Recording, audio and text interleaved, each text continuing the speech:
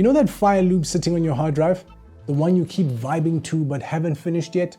Yep, that loop could be a sync placement, but not in its current form. When I first got into sync licensing, I thought my beats were ready to go. And technically, they were complete. Great sounds, clean mix, nice groove, but when I started submitting to libraries, I kept getting the same response. This doesn't quite work for our picture, or we don't think that this will fit in our library. And that's when I realized, sync isn't just about music, it's about function. Let me show you how to take a simple loop or even a 2-minute beat and turn it into a sync-ready track that libraries actually want. First point, think in sections, not loops.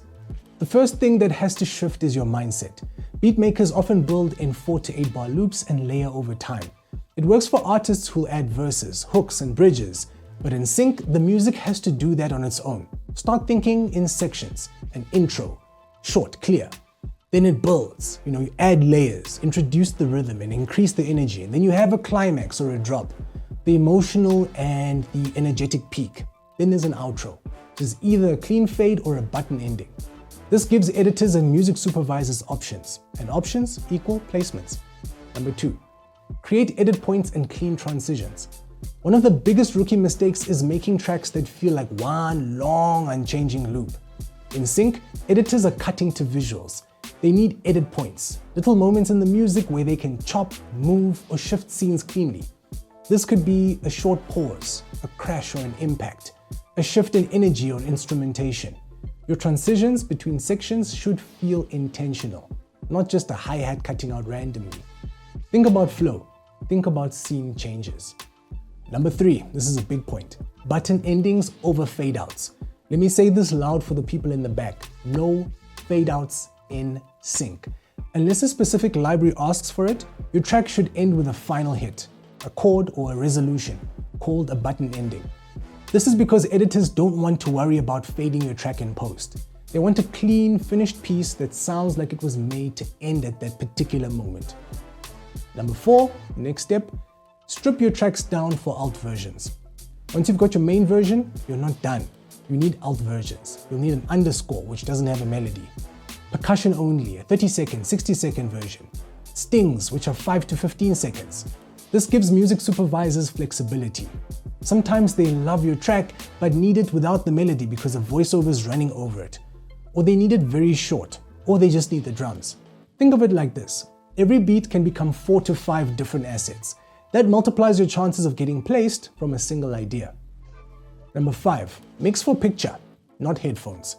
This one's subtle but huge. A lot of beatmakers mix for artists or listeners with big bass, stereo width, and ear candy. In sync, you mix for clarity. Your track will be layered under dialogue, sound effects, and ambient noise. That means keeping your bass tight and controlled. Don't overcrowd the mids because the vocals sit there. Pan creatively but not distractingly. Use dynamics instead of just loudness. In sync, we don't get involved in the loudness war at all. You want your track to support the scene, not fight with it. Number 6, let's cover the metadata and file naming matter. I know it's super boring, but libraries care about this. Once your track is done, name your file cleanly. Include composer and publisher splits, BPM, key, mood, genre, and any other relevant tags. Bad metadata equals overlooked music. Don't let admin kill your opportunity.